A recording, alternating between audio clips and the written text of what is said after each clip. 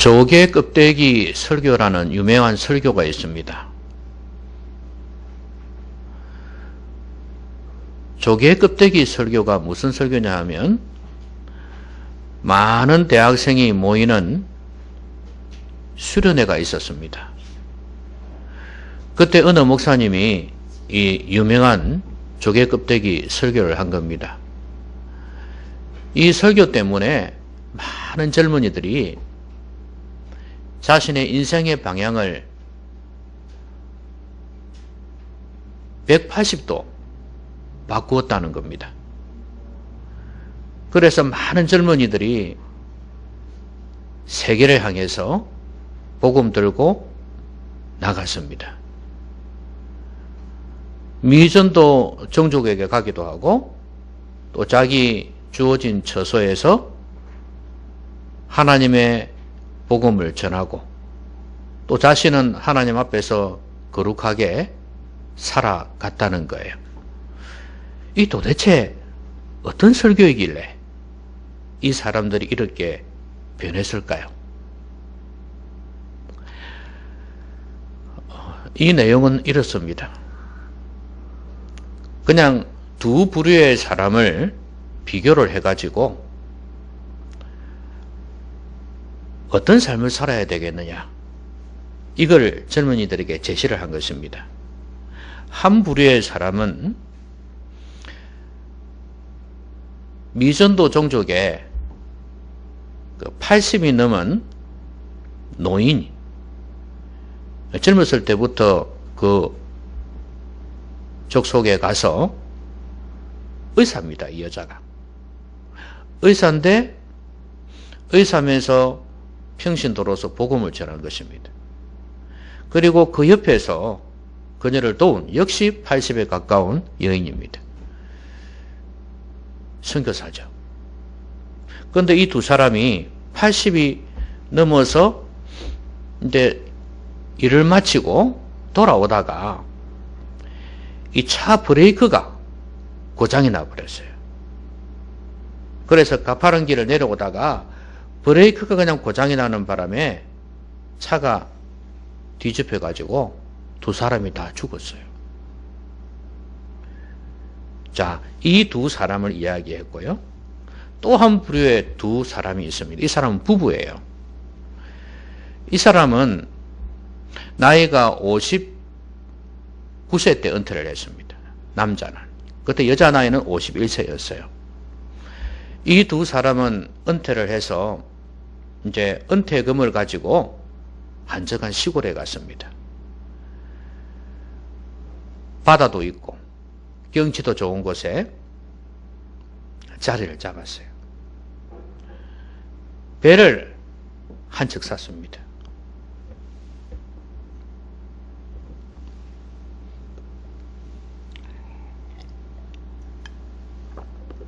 배를 샀다고 하니까 목이 메이네요. 그리고 그 당시에 공기 좋은 곳에서 자연을 누리면서 또 여행도 하면서 배를 타고 고기도 잡고 그 다음에 해안가에서 조개도 잡았어요. 그래서 조개 껍데기 설교가 여기에서 나온 겁니다.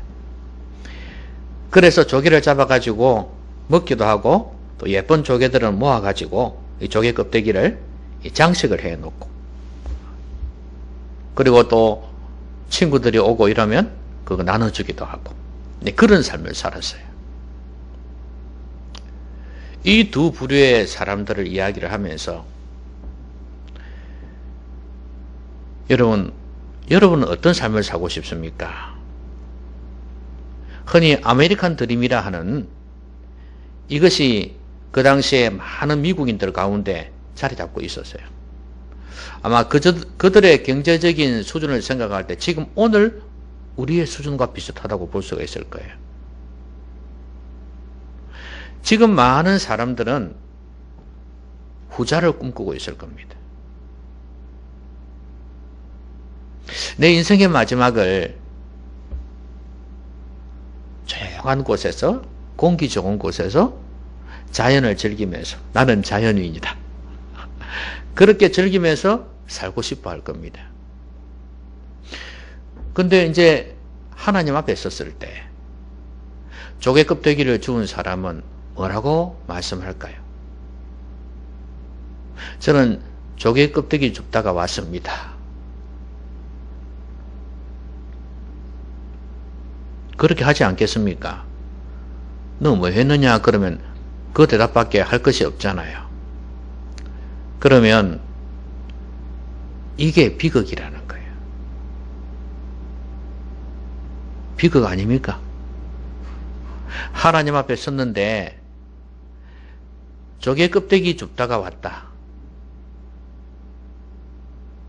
그러면 이것만큼 비극이 없는 것입니다.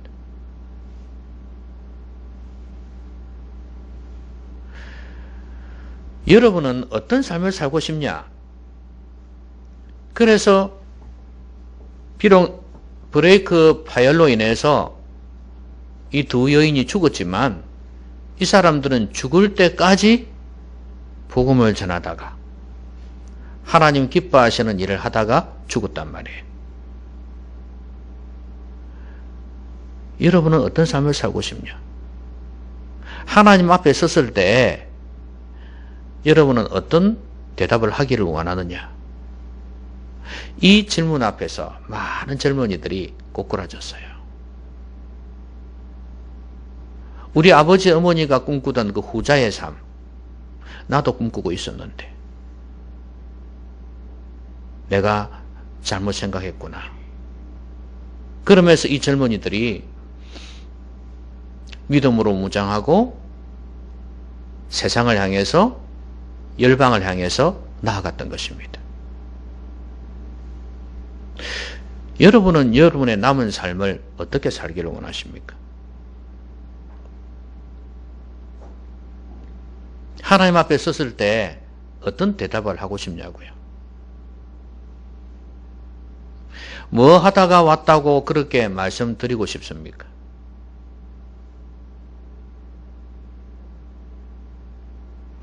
우리의 남은 인생을 어떻게 살아야 될까요? 저는 오늘 본문 말씀을 통해서 우리가 인생을 어떻게 살아야 할까 하는 것을 살펴보기를 원합니다. 뭐 여러 가지로 답을 할 수 있을 거예요. 인생을 이렇게 살아라 저렇게 살아라 말씀할 수 있을 거예요. 근데 오늘 말씀을 통해서 세 가지로 살펴보기를 바랍니다. 하나님께서 원하시는 삶은 어떤 삶일까? 첫 번째는 지혜로운 삶이에요. 여러분 지금 모세가 재판을 하고 있죠. 모세는 지금 그 신정국가에서 살고 있습니다. 지금 뭐 나라도 아니지만 공동체죠. 이 무리들이 지금 이스라엘 백성들이 지금 이동을 하고 있지 않습니까? 광야로. 그런데 이 무리 이것도 하나의 사회 아닙니까? 뭐 영토가 없어도 뭐 국가는 국가니까 이스라엘 국가라고 볼 수도 있고. 그래서 여기서는 정치하고 종교가 하나가 되어 있습니다. 그래서 신정국가란 말이죠. 그럼 모세는 이 사람들을 정치를 하는 거죠. 이끌어가는 리더 아닙니까? 그렇죠? 그러면서도 동시에 종교적인 리더, 영적인 리더의 책임도 가지고 있어요. 물론 아론이라는 사람이 제사장의 역할을 하긴 하지만 그래도 영적으로 이끌어가는 사람이 지금 모세란 말이에요. 결정적인 순간에 하나님의 뜻을 받아서 전달해주는 귀중한 역할을 했지 않습니까? 자, 그런데 모세가 재판을 한다고 너무 힘들어하고 있는 것입니다. 모세만 힘든 게 아니라 백성들도 힘들어요. 아침부터 저녁까지. 그래도 모세는 앉아서 하죠. 지금 여러분은 앉아서 설교를 듣고 있고 저는 서서 설교를 하고 있지 않습니까? 근데 반대란 말이죠. 그래 좀 낫긴 낫다 그죠? 자기는 앉아서 하니까. 근데 중요한 건 백성들은 서서 하고 있어요. 기다리고 있는 거예요. 줄이 밀린 거다 그 말입니다. 그러니까 재판을 하려고 하는데 자꾸 이 사람 해야 되니까 또 기다리고 이 모습을 장인이 본 거예요. 야, 그러면 안 된다. 뭐 한다고 이렇게 힘들게 일을 하고 있냐 이거죠. 아이고, 제가 제대로 하려고 하니까 그렇지 않습니까? 하나님의 뜻대로, 하나님의 율법대로 이들을 재판하려고 하니 지금 제가 이렇게 힘들지 않습니까? 뭐 어쩔 수 없는 거 아니겠습니까? 저 순서가 있는데 기다려야죠, 뭐. 이렇게 이야기를 한 거예요. 그러니까 이 장인이 이렇게 해라 하고 지혜를 준 것입니다. 여러분, 모세가 어찌 보면 참 지혜가 없었어요. 장인이 오히려 더 지혜로운 거예요. 여러분, 우리가 살아가다 보면 지혜가 필요할 때가 참 많습니다.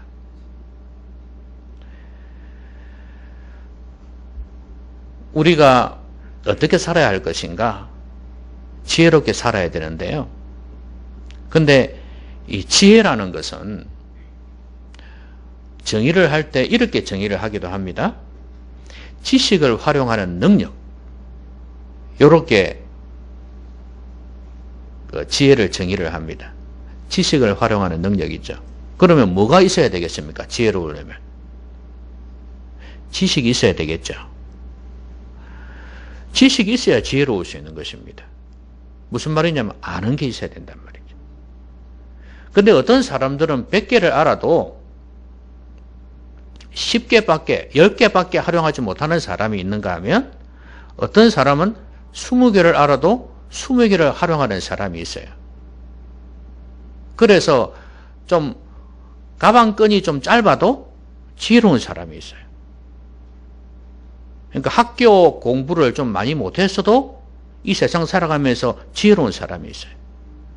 그 사람들보다는 좀 적게 알아도 많이 알지 못해도 이것을 활용할 수 있는 그런 머리가 잘 돌아가는 지혜로운 사람이 있어요. 그런데 가방끈은 긴데 많이는 배웠고 많이는 아는데 이걸 활용할 줄은 몰라. 그냥 공부를 위한 공부를 한 거죠. 그러니까 지혜가 없어요. 그렇지만 그래도 중요한 것은 많이 알아야 돼요. 정보도 알고 지식도 알아야 지혜로울 수 있습니다. 이런 상황에서 어떻게 해야 될지 모르면은요, 죽습니다. 여러분, 산 속에 아니면 바닷가에서 표류를 했을 때 지식이 없으면 죽습니다. 그런데 제가 이걸 한번 봤거든요. 물이 없어가지고 너무 힘든데 물을 만드는 방법이 있더라고요. 바닷가에서 비닐을 어디서 구했어요. 목이 말라 죽겠는데. 그리고 비닐을 가지고 이제 머리를 파가지고 구멍을 파가지고 거기에 나무잎을 꺾어가지고 거기에 놓고 비닐을 덮어요. 그리고 비닐 안쪽에다 그릇 하나, 병 같은 거 이런 거 하나 잘라가지고 딱 넣어놓고. 그러니까 시간이 지나니까 물방울이 맺혀갖고 또로로 또로로 굴러가 떨어지는 거예요. 그래서 그걸 먹고 살아남는 거예요. 여러분, 그런 지식이 없으면은 그런 지혜가 안 생길 거 아니겠습니까? 그거 하나만 봐도 지식이라는 게 이렇게 중요하구나 하는 거 알 수 있습니다. 성경에서는 지혜를 뭐라고 이야기합니까? 하나님을 경외하는 것이, 죄악을 미워하는 것이 지혜라고 말씀하거든요. 그러면 하나님을 경외하려면, 죄를 미워하려면 말씀을 알아야 돼요. 말씀을 알아야 그 말씀을 활용할 수 있는 이 상황 저 상황 얼마든지 적용할 수 있는 그런 능력이 생길 거 아니겠습니까? 알아야죠. 그럴 때 영적인 지혜가 생기는 것입니다. 이 세상 살아가면서도 그렇고 믿음으로 살아가는 것도 마찬가지예요. 지혜가 필요합니다. 그렇기 때문에 지식이 있어야 되는 거예요. 많이 알아야 됩니다. 왜 노인을 지혜롭다 하느냐? 젊은 사람들은 노인들에 대해서 그렇게 좋게 보지를 않습니다. 꼰대 같은 그런 자세를 가지고 있고 똥꼬집만 부린다 그렇게 생각을 해요. 실제로 그런 게 많고요. 그래서 지혜롭지 못하다고 생각할 때가 많아요. 그러나 노인들이 더 지혜로울 수 있는 것은 그래도 인생 살아오면서 많은 걸 배우고 알고 있잖아요. 그렇죠? 특별히 생활 속에서는 그런 걸 많이 알고 있어요. 그것을 이렇게 활용할 수 있는 능력이 있으면 지혜로운 사람이 되는 거예요. 그래서 자녀들에게, 후배들에게 이렇게 한마디씩 툭툭 던져주면 그것이 그 사람들에게는 번뜩이는 지혜가 될 수 있는 거예요. 그러니까 지혜는 이렇게 인생 경험을 통해서 아는 것도 지식이기 때문에 그걸 통해서도 지혜를 얻을 수가 있다는 거예요. 그 예가 바로 오늘 본문에 나와 있잖아요. 장인이란 말이죠. 나이가 많습니다. 그런데 이 사람이 인생에 지혜가 있어요. 이방 제사장이지만 제사장의 일을 감당하면서 배운 지혜가 있습니다. 그걸 지금 가르쳐 주는 거예요. 근데 여러분, 지금 이 사람은 믿음이 없는 사람이에요. 하나님을 이제야 알았구나 하면서 하나님을 높이고 있지만 그래도 이 사람은 이방 사람이에요. 모르겠어요. 어느 정도 지금 믿음이 생기는지는 모르겠지만 그냥 믿는다고 해도 오늘 우리처럼 구원의 확신을 가지고 거듭나고 이런 차원의 믿음이 아닌 것 같아요. 종교적으로 이렇게 좀 마음이 기울었다? 이런 차원. 하나님을 조금 알았다? 이런 차원이라고 보면 돼요. 그렇지만 이 사람에게 지혜가 있었단 말이죠. 여러분, 세상에도 지혜가 있다는 걸 아셔야 됩니다. 흔히 믿음 좋다는 사람들이, 기도 많이 한다는 사람들의 잘못된 점이 뭐냐 하면 세상의 지식이나 세상의 정보나 세상 사람들의 이야기는 배울 게 없다고 생각하는 게 있어요. 오로지 하나님 말씀, 믿음이 너무 좋아가지고 오로지 하나님 말씀, 거기에 지혜가 있다고 생각합니다. 당연하죠. 하나님 말씀에 지혜가 있죠. 그렇지만 이 세상에서도 오늘 이 본문처럼 이렇게 지혜를 주신다는 거예요. 이 세상에서도. 그래서 우리는 조금 더 길을 열고 이 세상에서도 지혜를 얻을 수 있어야 합니다. 이 세상 살아갈 때 이게 정말 필요해요. 아까 말씀드린 것처럼 이거 모르면 죽을 수도 있습니다. 그럼 무슨 소용이냐 이 말이에요. 그러니까 지혜가 우리 가운데 필요하다. 우리는 좀 더 길을 열고 마음을 열어서 이 세상에서도 지혜를 배우려고 해야 된다. 당연히 우선순위는 하나님 말씀입니다. 하나님 말씀에서 지혜를 얻어야 되겠지만 이 세상에서도 지혜를 얻어야 됩니다. 우리가 살아가다 보면 실수를 할 수도 있고 실패를 할 수도 있어요. 그런 가운데에서도 지혜를 얻을 수 있어요. 그래서 어떤 사람들은 처세학을 가르치는 사람들은 이런 말도 해요. 실패도 자산이다. 이렇게 말을 해요. 맞아요. 실패 아니면 배울 수 없는 게 있거든요. 여러분, 실패를 통해서도 지혜를 배울 수 있습니다. 세상의 지식을 통해서도 지혜를 배울 수가 있어요. 그래서 우리는 좀 더 눈을 크게 뜨고 마음을 넓게 열고 세상에서도 지혜를 배울 수 있어야 됩니다. 그걸 일반 은총이라고 그래요. 영적이라는 사람들 이런 걸 무시합니다.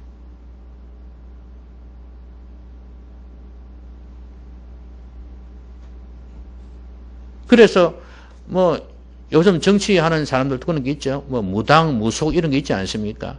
그러다 보면 지혜가 없어요.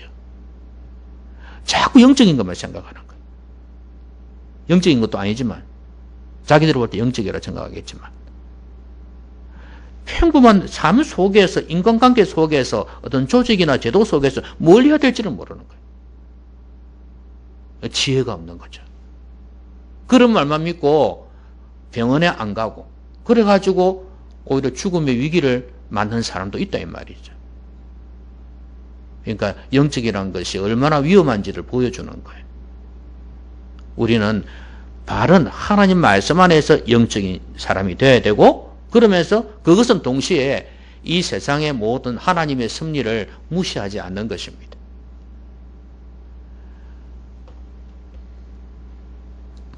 이 세상의 문학이나 이 세상의 문화, 예술 삶을 통해서도 우리는 지혜를 얻을 수 있다는 것 사실을 알고 그런 걸 무시하거나 소홀히 해서는 절대 안 된다. 이걸 꼭 기억하셨으면 좋겠습니다. 그래서 좀 더 넓게 사십시오. 좀 더 지혜롭게 사십시오. 그러나 하나님의 말씀 뒷전에 두고 세상 것으로만 가득한 그런 지혜 말고 하나님의 말씀이 중심이 되고 그것이 기초가 된 가운데에서, 기독교 세계관이 기초가 된 가운데에서 이런 세상적인 지혜로 더 풍성해진다면 여러분의 남은 삶은 좀 더 지혜롭지 않겠습니까? 자, 그 다음에 두 번째로는요, 억울한 사람을 만들어서는 안 된다는 거예요. 여러분, 지금 왜 사람들이 이렇게 몰려왔습니까? 오늘 성경에서는 이런 말씀이 있거든요. 이 백성들이 왜 왔냐? 하나님의 뜻을 물어보려고 왔다는 거예요. 15절에 보니까 모세가 그의 장인에게 대답하되 백성이 하나님께 물으려고 내게로 오미라 그랬어요. 이 말은 무슨 말이에요? 재판을 해야 되는데 하나님께 물으려고 온다는 것은 정확한 걸 원한다 이 말이에요. 그렇죠? 재판할 때는 보통 왜 재판합니까, 여러분? 이쪽 저쪽이 재판하는 이유가 뭐예요? 내가 옳다는 거 아니에요. 그렇죠? 그렇죠? 저쪽이 잘못했다는 거 아니에요. 내가 억울하다는 거 아니에요. 그러니까 재판해달라 이거 아니에요. 그런데 이걸 바로 해주기를 바란다 이 말이죠. 그런데 억울하다는 건 서로 억울하다 하겠죠. 여러분 솔로몬 재판 아시죠? 아기 훔쳐간 여자가 있어가지고 진짜 엄마하고 가짜 엄마하고 붙었지 않습니까? 재판은. 그 전부 자기들 서로 억울하다 그러잖아요. 그렇죠? 근데요, 억울한 것도요, 주관적으로 억울한 게 있어요. 이거는 남이 볼 때는 아니에요. 지 생각이지, 망고. 근데 객관적으로 억울한 게 있어요. 이거는 억울하면 풀어줘야 되거든요. 그렇죠? 여러분 아시다시피 재판을 바로 했는데도 불구하고 억울하다면서 막 이런 사람이 있잖아요. 어쩔 수가 없는 거 아니에요, 그런 거는. 그래도 적어도 이 사람들은 하나님 앞에서 물으려고 왔어요. 좀 바로 해달라 이거예요. 그래서 모세가 하나님의 말씀을 가르쳤다 그랬죠. 하나님의 윤리와 법도를 알게 했다고 그랬어요. 그래서 이제 장인이 그렇게 이야기한 거예요. 그래, 그건 좋은데 그 백성들한테 윤리와 법도를 가르쳐서 마땅히 갈 길과 할 일을 그들에게 보여줘라. 그렇지만 그걸 네 혼자서 하지 마라 이거예요. 그러면서 1000부장, 100부장, 50부장, 10부장을 세워라. 조직별로 이래 해가지고 중간 지도자를 세우라는 거예요. 그 사람들도 재판하게 하라는 거예요. 작은 일들은. 그러면 그 사람들을 어떤 사람으로 세우라 그러냐면 하나님 능력 있는 사람들을 세워야 되는데 하나님을 두려워하고 진실하고 불의한 이익을 미워하는 자를 세워라. 그렇지 않으면 또 잘못된 재판이 올 수 있으니까. 그래서 이런 사람들을 세워서 재판하게 하라는 거예요. 그럼 왜 이렇게 하라는 겁니까? 바로 하게 하기 위해서 그런 거예요. 혹시라도 모세가 밑에 사람들에게 주면은 이게 또 부당한 재판이 생길 수가 있잖아요. 그래서 그렇게 하지 말고 부당하지 않도록 바른 재판을 하기 위해서 지금 이 사람들이 이런 자격을 가져야 된다고 지금 말하는 거거든요. 그래서 1000부장, 100부장, 50부장, 10부장을 세워라. 바른 사람을 세워라. 하나님을 경외하는, 두려워하는 사람을 세워라. 능력 있는 사람을 세워라. 이렇게 말씀을 하는 것입니다. 재판은 잘못하면 정말 억울할 수 있습니다. 우리나라를 봐도 군사 독재 시절에 얼마나 재판을 엉터리로 했습니까? 그래가지고 지금도 마찬가지예요. 지금도 어떤 정권의 입맛에 맞게끔 그렇게 재판하는 경우도 많습니다. 그 눈치를 보니까 또 그런 사람들을 재판관으로 세우니까 또 성향에 따라서 달라지니까. 그래서 어떤 경우에 보면은 객관적으로 볼 때 억울한 경우도 많이 있을 겁니다. 하물며 옛날에는 말할 것도 없죠. 그래서 뭔가를 판단할 때, 사람을 판단하고 상황을 판단할 때 억울하지 않도록 하기 위해서 지금 이렇게 하는 거거든요. 여러분, 우리가 여기에서 배워야 될 게 바로 이겁니다. 억울한 사람을 만들지 말아야 된다는 거. 진짜 억울한 재판을 당해가지고 평생을 고생한 사람들을 우리가 보지 않습니까? 그럼 몇십 년 만에 풀어주고, 그렇죠? 그럼 인생은 뭐가 되는 겁니까? 여러분 그 이춘재라는 사람 알죠? 그죠? 살인자로, 연쇄살인범으로 누명을 받은 사람 얼마나 억울합니까? 그런 사람이 있어서는 안 된다는 거예요.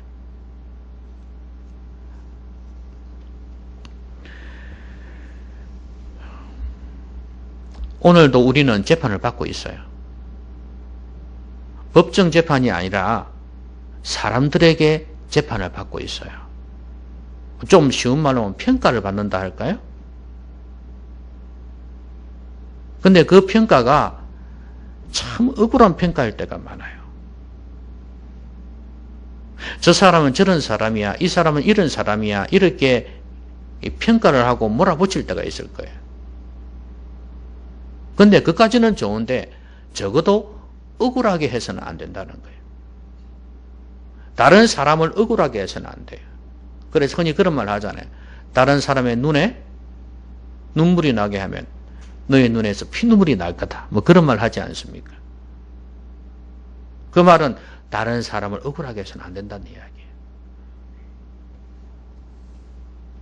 여러분, 제가 옛날에 다 말씀드렸습니다만은 작은 병원에서 아무 이상이 없다 그랬어. 의사가 아무 이상이 없다 그랬어. 근데 시간이 지나가지고 아무 이상이 없는 게 아니었어요. 암이었던 거예요. 오진을 한 것입니다. 그래서 큰 병원에 서울에 올라갔는데 늦었어. 억울합니까? 억울하지 않습니까? 억울하죠. 결국은 무능한 의사 때문에 그런 거예요. 실수한 의사 때문에 그런 거예요.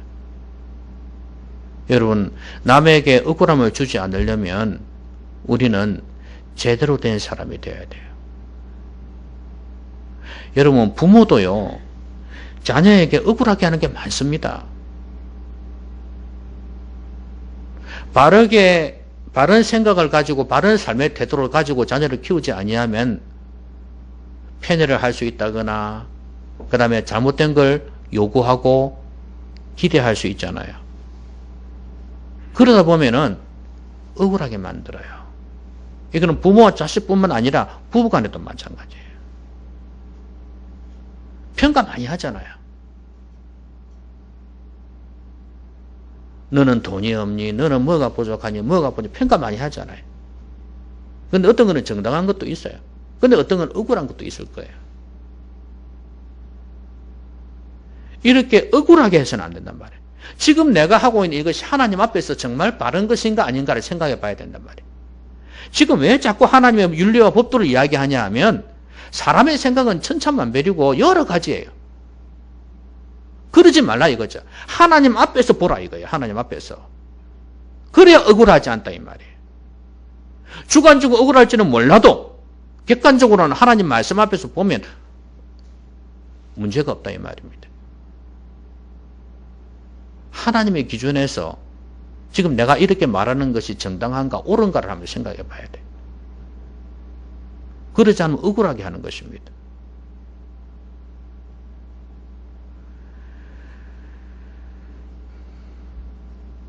이거는 뭐 정치도 마찬가지고 모든 분야에서 그래요.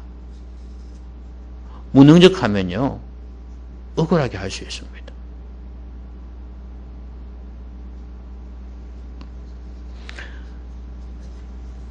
행정하는 사람들이나 뭐 업사무소 이렇게 행정을 본다거나 실무에서 일을 하는 사람이 잘못 알면요, 2걸음, 3걸음 할 때도 있습니다. 이 모든 것들이 무능력한 사람 때문에 그런 거예요. 그래서 여러분들도 다른 사람을 억울하게 하지 않으려면 제대로 된 전문가가 되셔야 됩니다. 여러분이 하는 일이 뭐든지 간에 어쨌든 간에 탁월한 전문가가 되셔야 다른 사람을 덜 억울하게 할 수 있습니다. 잊지 마십시오. 우리의 남은 생애를 다른 사람을 억울하게 했어야 되겠습니까? 내가 억울함을 당해보면 얼마나 그게 안 좋은지를 아는데 다른 사람 억울하게 해서는 안 되는 거예요. 다른 사람에게 기쁨을 주는 사람이 돼야 안 되겠습니까? 다른 사람에게 행복을 주는 사람이 돼야 안 되겠어요? 행복 바이러스. 예?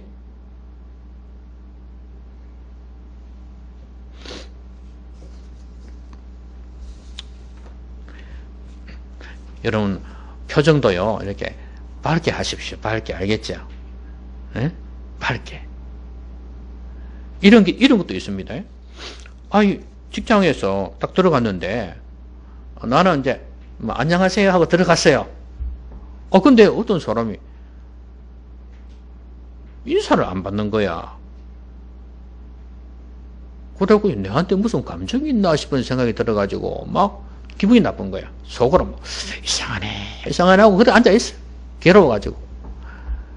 그 나중에 소문이 들려오는데 그 사람이 좀 문제가 있었던 거야. 개인적으로 뭐 어려움이 있었던 거야. 그러니까 아마 좀 스트레스 받고 좀 열받고 이러니까 막 그랬던가 봐. 근데 그 회사에 들어온 그 사람 입장에서 보면 억울하지. 괜히 나한테 무슨 내 잘못도 없는데 내한테 그런 것처럼. 그것도 여러분 억울하게 하는 겁니다. 괜히 오해하게 하지 마세요. 알겠지? 예. 그거는 집에서도 마찬가지고 교회에서도 마찬가지고 그럴 수 있어요. 행복하게 해주는 사람이 돼야 돼. 알겠죠? 억울하게 해주지 말고 알겠죠? 행복하게 해주는 사람이 돼야 돼. 이게 다른 사람을 하나님 안에서 기쁘게 해준다는 거, 억울하지 않게 해준다는 거, 이거 성도로서 너무 중요한 거 아니겠습니까? 그렇죠? 자, 그 다음에 마지막은요, 좋은 친구를 만들라는 거예요. 좋은 동력자입니다. 동력자. 제일 먼저 어떻게 살아야 된다고요? 지혜롭게 살아야 된다 그랬죠? 그 다음에 두 번째로는요, 억울한 사람을 만들지 말라 그랬죠? 그 다음에 세 번째는 좋은 친구, 좋은 동력자가 있어야 돼요. 동반자예요, 동반자. 여러분, 지금 장인이 조언을 한 내용이 뭡니까? 중간 지도자를 세우라 그랬죠, 그죠? 단계별로 이렇게 세우라 그랬잖아요, 그죠? 자, 그런데 그 사람들은 역시 모세 이상으로 하나님을 두려워하는 사람들, 그리고 진실하고 불의한 이익을 미워하는 사람들, 능력 있는 사람들, 이 사람을 세우라 그랬어요. 그러면 왜 이런 사람을 세우라 하냐 하면, 지금 모세는 위에서 하나님의 율법과 법도를 가르치면서 그렇게 재판을 하는데 밑에 사람들이 그래 버리면 안 되잖아요. 잘못되게 하면 안 되잖아요. 그래서 똑같이 공정하고 바른 재판을 하도록 하기 위해서 그런 거 아니겠습니까? 결국 모세는 이 재판이라는 걸 통해서 하나님의 뜻, 하나님의 말씀을 드러냅니다. 하나님의 뜻은 이거다. 너가 잘못했고 너가 잘했다. 이렇게 재판하는 거 아니에요. 그러면 모세는 이렇게 할 뿐만 아니라 모세 밑에 있는 부하들도 중간 지도자들도 역시 그렇게 하기를 원했던 거예요. 같이 하나님의 뜻을 드러내는 거예요. 같은 재판을 하면서도. 멋있지 않습니까? 그래서 이런 사람들이 너의 옆에 있게 하라 그랬어요. 모세는 장인으로 인해서 좋은 동력자들을 얻게 된 것입니다. 원래 리더십에 대해서 이야기를 할 때 이 이야기를 많이 하죠. 좋은 믿음의 사람을 세워라. 니 혼자 다 하려고 하지 말고 그러잖아요. 그래서 이제 교육을 통해서 세우고 맡기는 거죠. 우리가 남은 생애를 살아갈 때 이렇게 함께 할 수 있는 사람, 함께 하는 사람이야 많죠. 친구야 많죠. 그런데 중요한 것은 함께 하나님의 뜻을 드러낼 수 있는 사람, 하나님을 기쁘시게 하면서 하나님의 영광을 드러내면서 하나님의 뜻을 드러낼 수 있는 그런 사람과 함께하는 삶을 살아라 이 말이에요. 아까 그 노인 2명 있었지 않습니까? 같이 차 타고 오다 죽었다는 사람. 같은 여자로서 그런 경우는 다른 지역에서도 많이 봅니다. 선교사들, 여자들 2명이 같이 사역하는 거 많이 보는데 얼마나 자기들끼리는 서로 의지가 되었을까요? 좋은 동력자죠. 우리 하나님 앞에 가면 칭찬받겠지, 그치? 이러면서 우리 하나님 기뻐하시는 일을 했는데 힘들더라도 힘내자 이러면서 중간중간에 얼마나 어려운 일 많았겠어요. 예? 여자들이 남자들로부터 어려움 당했을 수도 있고 부족민들로 인해서 어려움 당했을 수도 있고 그런 것 또 어떤 마음의 심리적인 그런 어려움들이 많이 있었을 터인데 그때마다 서로 위로해 가면서 그리 하지 않았겠어요? 여러분 이런 동력자가 있다는 게 얼마나 좋은 일인지 모릅니다. 여러분 같은 분야에서 같은 삶의 영역에서 하나님의 영광을 드러낼 수 있다. 이것만큼 복이 없어요. 좁게는 가정에서도 마찬가지예요. 가정에서도 식구들끼리 같이 하나님의 영광을 드러낼 수 있고 하나님의 뜻을 드러내면서 살 수 있다면 이것만큼 복된 게 없잖아요. 그게 천국이에요, 여러분. 그렇죠? 우리 찬양하잖아요. 나나나나나나나 그 무슨 노래고 뭐 복대에도 다 가정이 있지 않습니까? 그런 노래처럼. 그리고 직업도 마찬가지야. 직장을 통해서 내가 하는 일을 통해서 하나님의 영광을 같이 드러낼 수 있다면 얼마나 좋을까? 그런 동지가 있다면 얼마나 좋을까? 그냥 일만 한다면 이게 무슨 재미가, 돈 벌려고 일만 한다면 이게 무슨 재미가 있어요?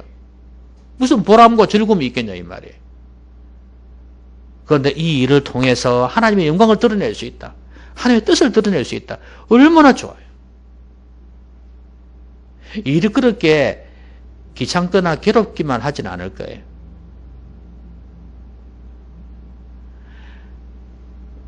여러분이 집에서 하는 일도 마찬가지고 교회도 마찬가지예요. 우리가 교회를 섬기면서 어려운 일, 힘들 많이 있겠지만 그래도 우리가 하나님 기쁘시게 한다. 하나님의 뜻을 드러낸다. 이런 게 있지 않습니까? 그럴 때 우리는 보람을 느껴요. 그렇죠?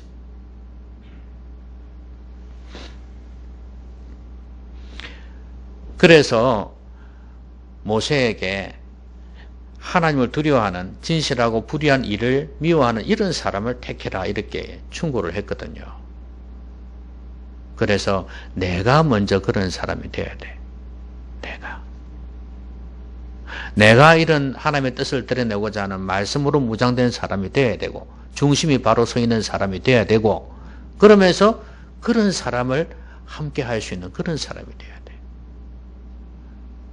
우리는 교회 안에서 이런 모습을 이루어 가야 될 것입니다. 그러면 여러분의 가정에서도 여러분의 생업 속에서도 이 일이 가능해질 것입니다. 말씀으로 무장하고 같은 생각, 같은 비전, 같은 뜻을 가지고 우리가 살아간다면 우리는 하나님을 기쁘시게 할 수 있을 것입니다. 말씀 맺겠습니다. 여러분 우리의 삶은 긴 것 같은데도 길지가 않습니다.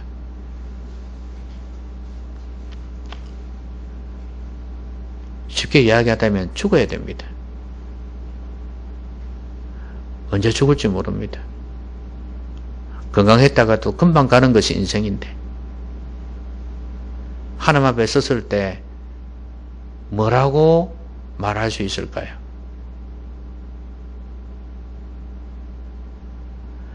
산에서 칡뿌리 캐다가 왔다. 바다에서 고기 잡다가 왔다. 그래서야 되겠습니까? 그거 하는 게 잘못됐다는 게 아니라 그거는 그냥 부차적이고 가장 소모적인 게 돼야 되고 진짜 중요한 일을 하면서 해야 된다 이 말이에요. 설거지 하다가 남편하고 싸우다가 왔다. 영감탱이 치매에 걸려가 똥 닦아주다 왔다. 그 귀한 일이죠. 진짜 귀한 일이에요. 그것들도. 그렇지만 그것만 하다가 왔다고 하면은 되겠습니까? 하나님 위해서 내가 뭘 했냐? 이게 중요한 거 아니겠어요? 많이 있지만 오늘 말씀은 지혜롭게 살라고 말씀하셨어요. 하나님의 지혜를 가져라. 그리고 하나님께서 일반론적으로 주신 이 세상의 지혜도 가져라. 마음을 열고 길을 열어서 배워라. 그래서 그 지혜를 통해서 내 영광을, 내 뜻을 드러내라. 이렇게 말씀하세요. 그리고 억울한 사람 만들지 마라. 다른 사람 행복하게 해주라. 어떤 경우든 법적이든 아니면 도덕적이든 아니면 뭐 그냥 생활이든 할 것 없이 나로 인해서 다른 사람이 억울하게 하지는 안 된다. 오히려 즐겁게 행복하게 해주라. 평안히 돌아가게 해주라 이 말이에요. 백성들 평안히 돌아가게 해주라 그래. 그리고 좋은 친구를 만들어라. 하나님의 뜻을 함께 드러낼 수 있는. 나이가 같아야 친구가 아닙니다. 예. 좋은 동반자 만들어라. 그러면 우리의 삶은 외롭지 않을 것입니다. 우리의 삶은 즐겁고 보람찰 것입니다. 하나님 앞에 섰을 때 칭찬받을 수 있을 것입니다. 그런 삶을 살아가시는 여러분 되시기를 주의 이름으로 기원합니다. 기도합시다. 오늘 말씀 생각하면서 소리 내서 기도하겠습니다.